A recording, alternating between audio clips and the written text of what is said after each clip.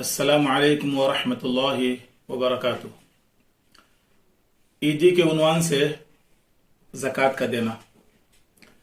ईदी के उन्वान से मुस्तहिक को ज़कात की रकम दी जा सकती है। नंबर 2, ज़कात को हदिया या गिफ्ट कहकर देना। ज़कात की नीयत से हदिया या गिफ्ट के नाम से रुपया दिया तो भी ज़कात अदा हो जाएगी। यानी मुस्तहिक को ये बताना ज़रूरी नहीं है कि ये ज़कात की रकम है।